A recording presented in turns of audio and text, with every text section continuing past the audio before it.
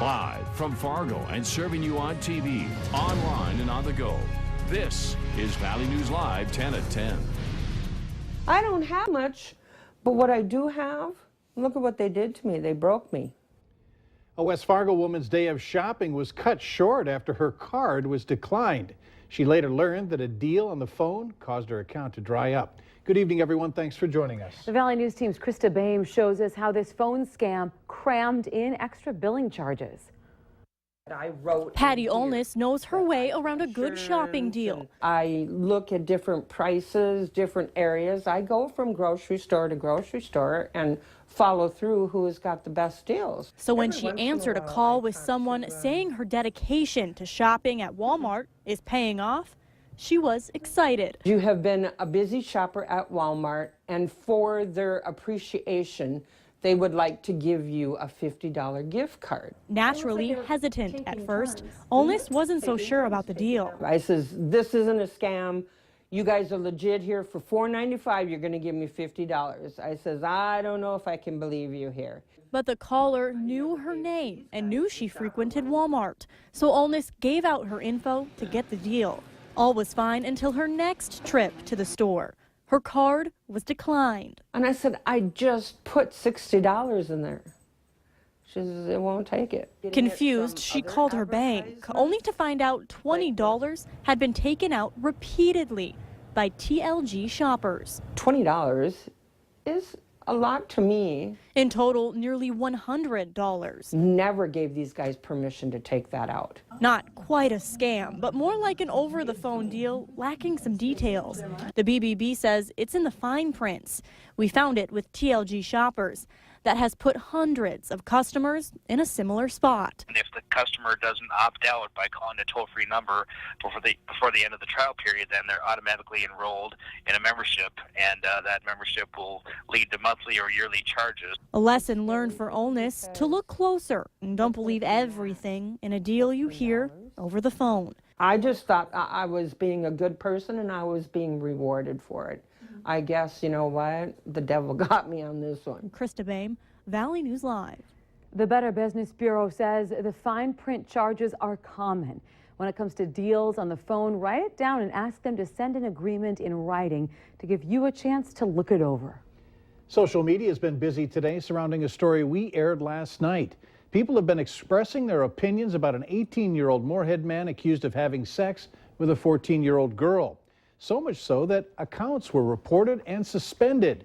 Most who tweeted out pointed the finger at the underage girl in a practice known as slut shaming, pouring hate on young girls who have sex. In an age where people can say whatever they want under the cloak of anonymity, teens say social media is changing the game.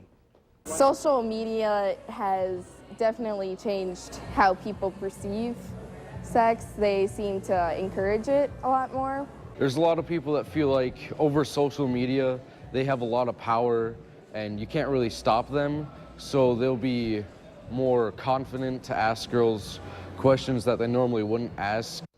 These teens say more needs to be done in schools, at home, and online to help this growing problem.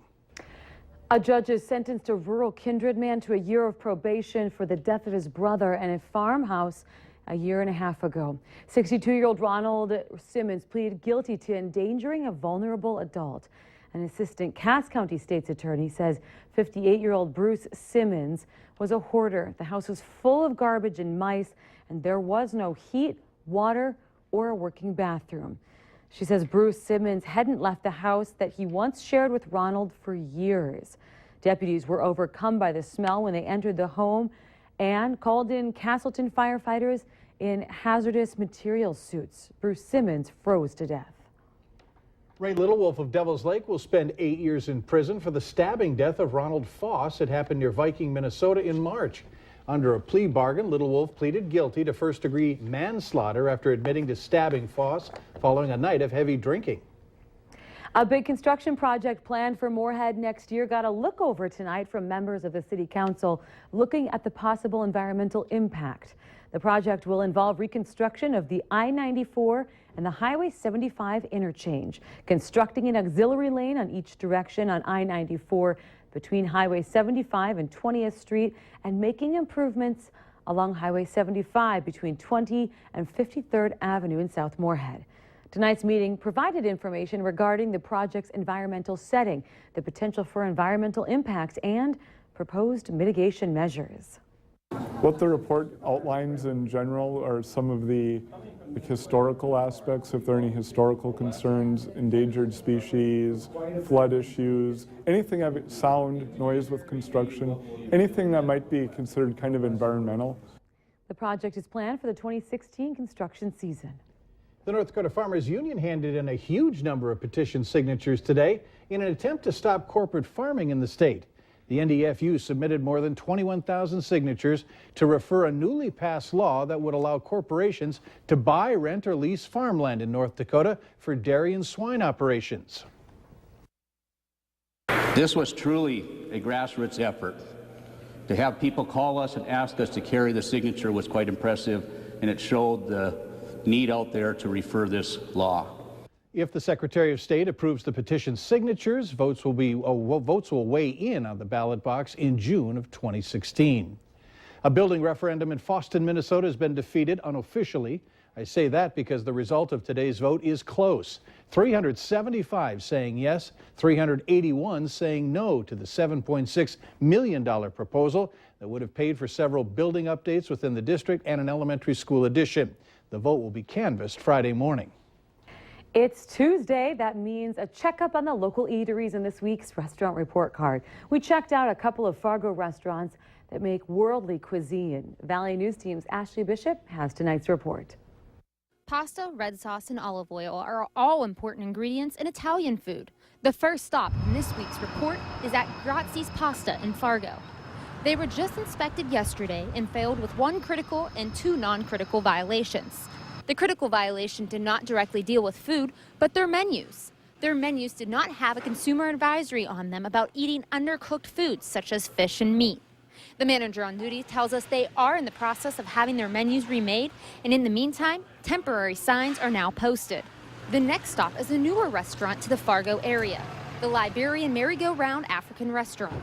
This restaurant serves unique dishes from countries in West Africa. Well, you will find like potato greens, you will find fufu and soup, you will find dry rice and fish, like fried fish, because we do a lot of, fried fish, and, and stuff like that. Like I said, it is an African restaurant, but it's open to everybody. Their critical offenses involved not date marking items in their cooler, as well as storing personal food items in there, and no sanitizing chemical in one of the sinks during inspection. And we corrected the labeling of the food in the fridge, and now we got a tester that will put, every time we put bleach in the water.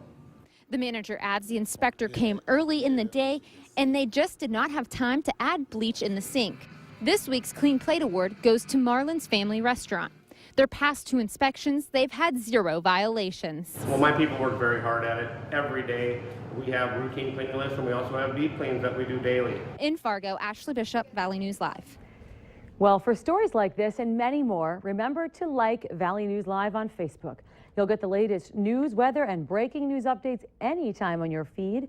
Just search Valley News Live, like our page, and stay informed throughout the entire day.